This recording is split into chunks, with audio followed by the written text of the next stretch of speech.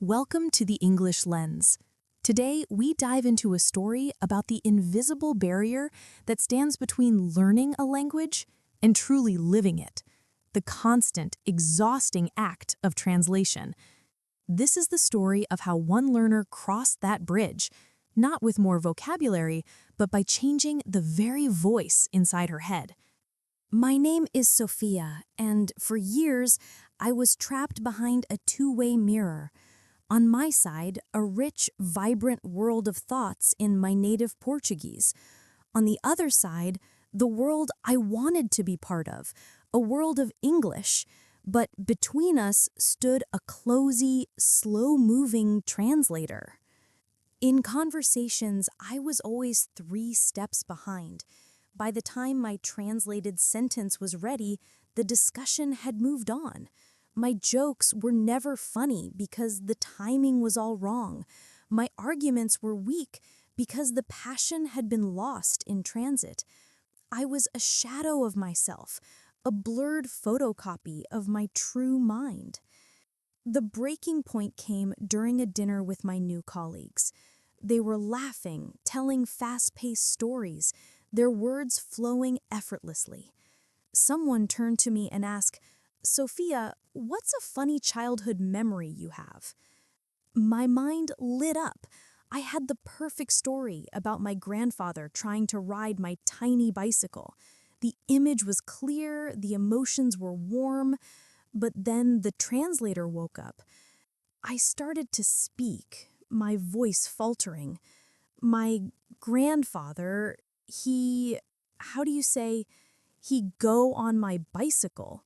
It was small, and then he'd fall? I finished with a weak shrug. The story that was so hilarious in my mind landed with a dull thud. They offered polite, pitying smiles before moving on.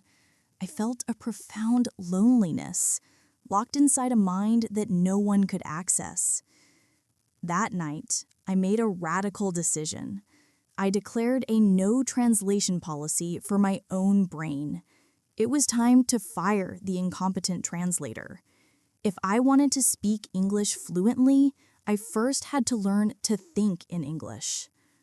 The first day of my rebellion was a cognitive desert. I sat on my bed and tried to simply describe my room. I am in room. The wall is white. The window has blue cloth. It was pathetic.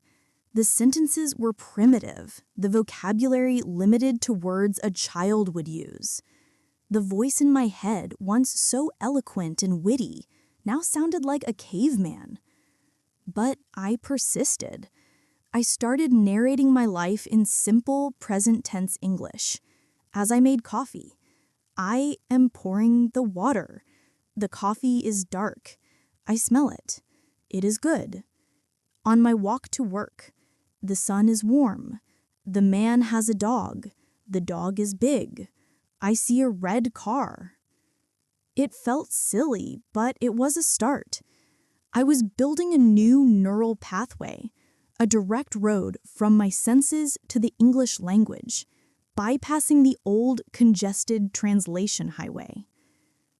I began talking to myself in the mirror, not just describing, but conversing. "Sophia, what did you do today?" I would ask my reflection. "I worked on a project. It was difficult, but I finished it."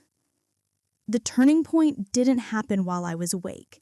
It happened in the one place I had no control over, my dreams. I was in a strange, shifting dream, running through a train station.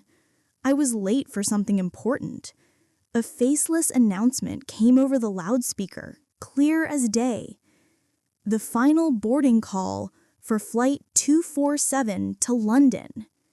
And in my dream, I thought, in perfect, clear, untranslated English, "Oh no, I'm going to miss my flight.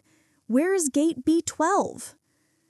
I woke up with a jolt, my heart pounding. I sat up in the dark, the echo of that English sentence ringing in my mind. It hadn't felt foreign. It hadn't been a translation. It was my thought. It was the voice of my mind. The two-way mirror had shattered. From that night on, everything changed. The internal translator was officially retired. When I saw a beautiful sunset, my mind didn't whisper, "Que por de sol lindo."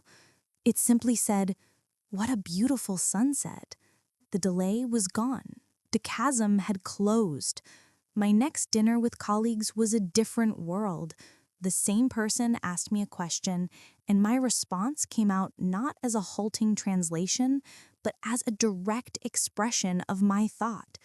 The words weren't necessarily more complex, but the flow was natural. The timing was right.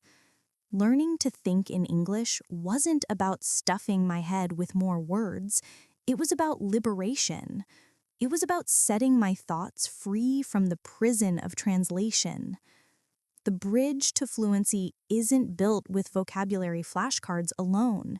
It's built in the quiet moments, when you describe the steam rising from your coffee, not in your native language, but in the new one you are making your own. Start there. Narrate your world. Talk to your reflection. And one day, you'll wake up and find that the new voice in your head isn't a foreign guest anymore. It's you. And you have finally found your way home.